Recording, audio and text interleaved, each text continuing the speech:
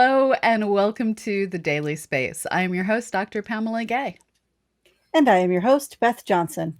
and we are here to put science in your brain. From day to day and year to year, our sun changes in ways that are often missed to occupants here on Earth. People living in the far north, like Alaska, or the extreme south, like Patagonia, may see regular solar aurora. But unless you're paying a lot of attention, you may not notice that those natural light shows have an 11-year cycle. Our sun's magnetic field isn't as stable as Earth's, and over the course of 11 years, it will go from having its magnetic field align with Earth to one that is not. It's aligned the opposite way. When the sun's magnetic field is most confused mid-cycle, we see more solar activity like flares and coronal mass ejections. In a new paper in solar physics, researchers led by Matthew Owens looked at how the orientation affects the severity of this activity, the severity as experienced here at Earth and on our nearby moon. And by severity, I also mean like how dangerous it is to spacecraft and people outside the Earth's magnetic field. That's another way of saying on the moon. In odd numbered cycles, the sun's field starts out in alignment, and as it cycles in even years, it starts flipped relative to our magnetic field. The team found that when the sun's field is misaligned with the Earth, solar activity has a more severe impact. Right now, we're in an odd numbered cycle, cycle 25, which started in 2019. And we will hit solar max when the sun is most chaotic around 2025. And as the sun's magnetic field settles out to be oppositely aligned to the Earth's magnetic field, we're going to go through a period in the late 2020s when the sun's activity will be more dangerous. While the science is cool on its own, it has one unfortunate real-world side effect. As our ability to land people on the moon ramps up at the end of the 2020s, the sun's potential to kill people will also be ramping up.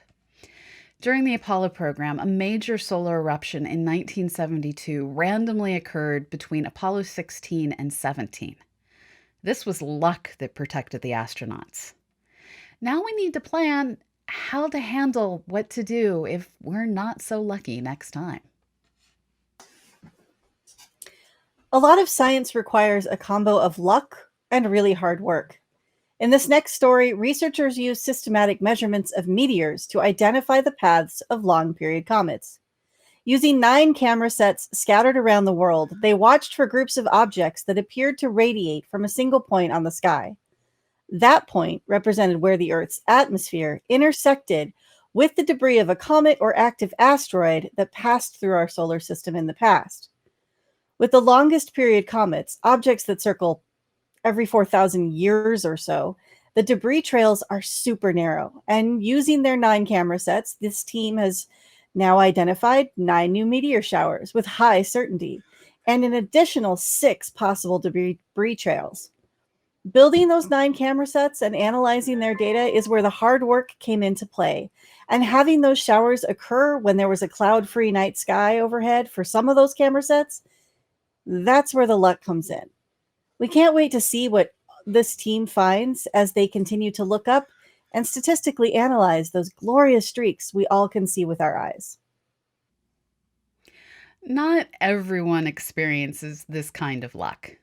The Beresheet mission to the moon and its crew of tiny tardigrades landed a bit violently with a velocity of a few hundred meters per second. Okay, it crashed. Folks, a spacecraft with a crew of tardigrades crashed onto the moon. Tardigrades, tiny extremophiles often seen in microscope imagery of pond water, are really hard to kill.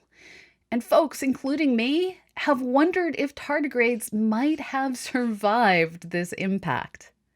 One of these curious folks was PhD student Alessandra Tarpas, who turned his curiosity into research, and I kid you not, placed well-fed tardigrades into hollow nylon bullets and fired them into sand several meters away at increasing bullet velocities.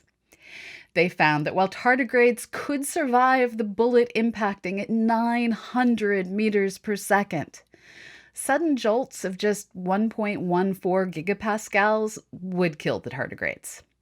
This means that had they been able to decelerate through the lunar regolith, they would have survived. But that moment when the spacecraft hit and crumpled, well, the shocks from that would have killed the critters. While I'm sad there probably aren't a generation of tardigrades ready to spring to life on the moon, this is probably for the best. We really don't want to contaminate everything in the solar system with Earth life. Folks, we try really hard to tell a story with all our news items, but sometimes things just don't fit together. From solar system events and tardigrades, we are now going to wildly jump to extragalactic astronomy. Roughly 1,000 wildly powerful bursts of radio energy have been detected, and just 15 of them have been linked to a galaxy. Spiral galaxies, in fact. The fast radio bursts, which last seconds or even fractions of a second, aren't associated with the bright star-forming regions of galaxies, where stars are young. This supports the theory that fast radio bursts come from old dead stars, like neutron stars with massive magnetic fields called magnetars. According to team member Wenfei Feng, we don't know what causes fast radio bursts, so it's really important to use context when we have it. In this case, the context rules out massive young stars. Fong goes on to add, massive stars go through stellar evolution and become neutron stars, some of which can be strongly magnetized, leading to flares and magnetic processes on their surfaces, which can emit radio light. Our study fits in with that picture. After the break, we're going to look at the formation of spiral galaxies. Stay tuned.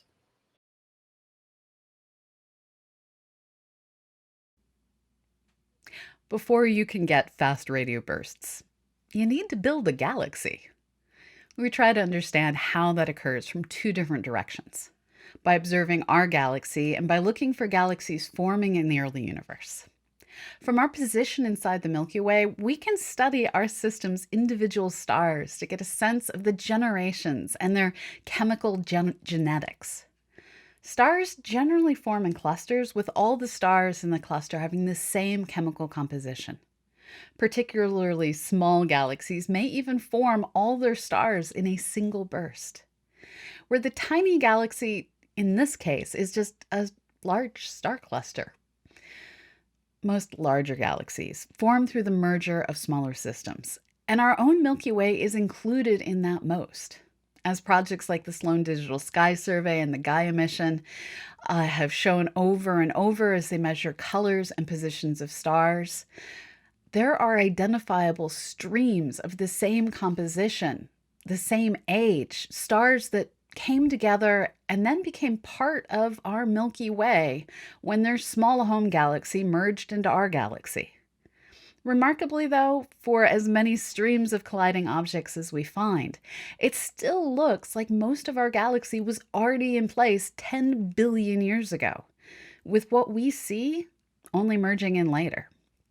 The earliest major merger to be identified was the collision of what is being called the Gaia Sausage Galaxy. That name? I'm not going to comment on that name.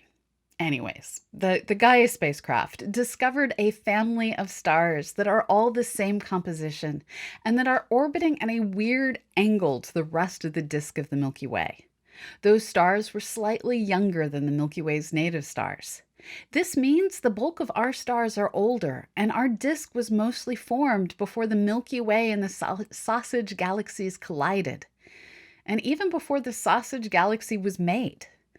Our galaxy, put simply, is really old and was already pretty big early in the history of the universe.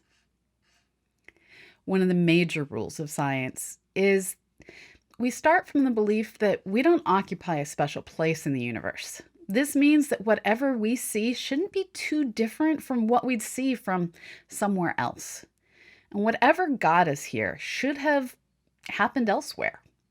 Using the Atacama Large Millimeter Array, researchers were able to find galaxies showing vague spiral structures more than 12 billion years ago. These earliest systems were a little weird, were compact, and their structure is most likely driven by interactions with invisible companions too small to see with current telescopes. How the galaxies evolved these weird early systems and became the universe we see today isn't well understood. But it looks like we can thank galaxy interactions both for forming spiral structure and building up large galaxies over time. While ALMA creates shockingly good images, the JWST was actually designed to tell us how galaxies formed. It looks like JWST's launch is going to be delayed again, this time due to the rocket. So the answers on how galaxies evolved from what ALMA sees to what we see locally, we're just going to have to wait a bit longer. For now, we're going to ask you to wait, but not that long, while we go to break. When we come back, we're going to look at zombie fires and the march of this year's hurricanes. Stay tuned.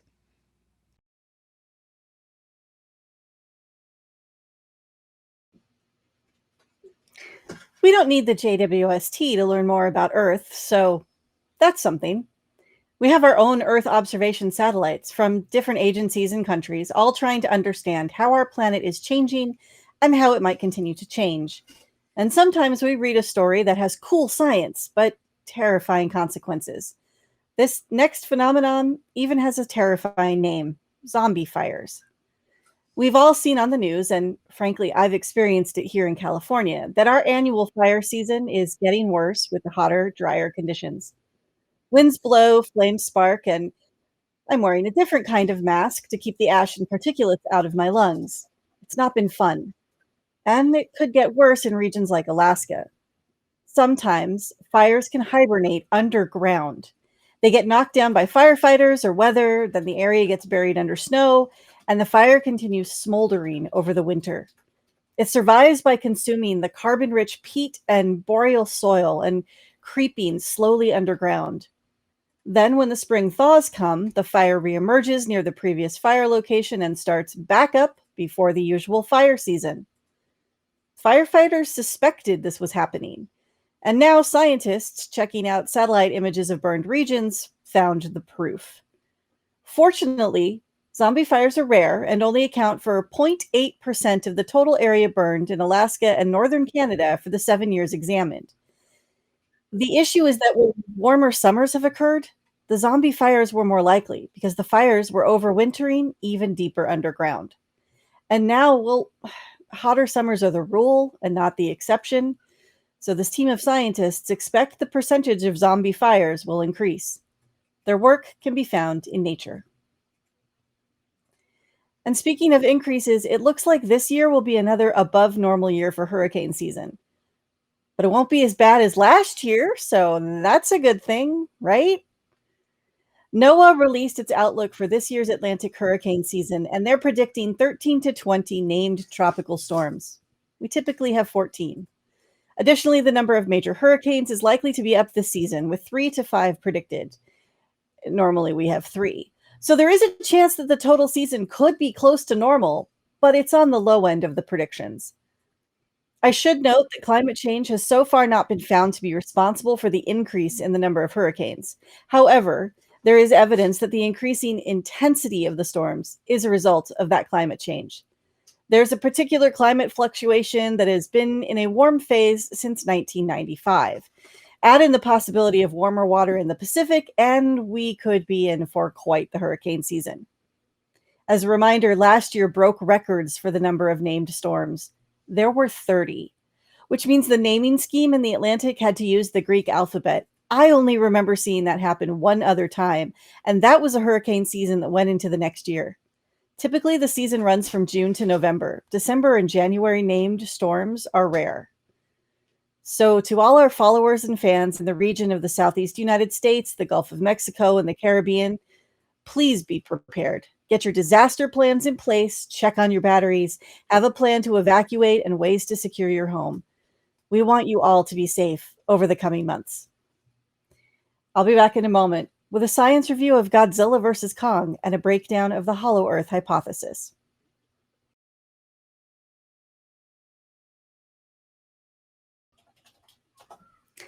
A few weeks ago, my son begged me to go to the movies in an actual theater with actual movie popcorn. And because that movie was a temptation and I'm all vaccinated, I agreed. And I let him choose the movie.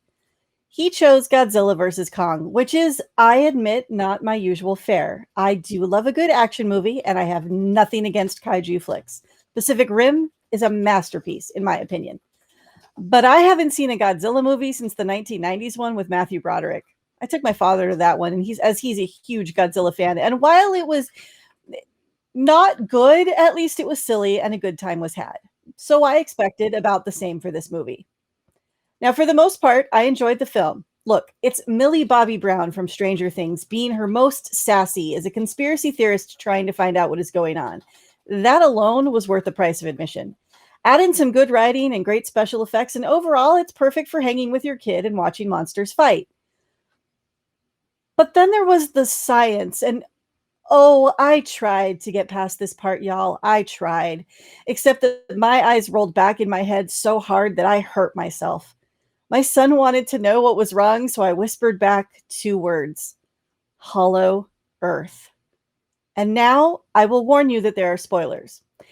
One of the major plot points of this film is that they are trying to return Kong to the homeland of the Titans, and there's a rather disgraced scientist who believes that homeland is inside the Earth. There's a whole gravitational field issue to deal with. The bad guys have the vehicle to survive it, yada, yada, yada. And eventually we find our way there. Kong, of course, being from there, just jumps right in and is fine. Everyone else has to deal with the gravitational distortion, and I was marginally okay with this idea. Even the concept of Hollow Earth as a science fiction trope doesn't really bother me that much. It's been done for centuries, starting with Ludwig Holberg's novel Neil Kim's Underground Travels in 1741, through Jules Verne's Journey to the Center of the Earth in 1864, to modern versions like the video game Gears of War and the Hollow World campaign in Dungeons and Dragons. So why was I bothered by this version? The visuals were stunning. Gravity was a bit all over the place, literally. But it's in this subterranean prehistoric world. And there is green vegetation everywhere. Everywhere. There is no light source, but for one volcano, no sun, nothing that should be giving plants a way to do photosynthesis. And no, I cannot. I tried. I did.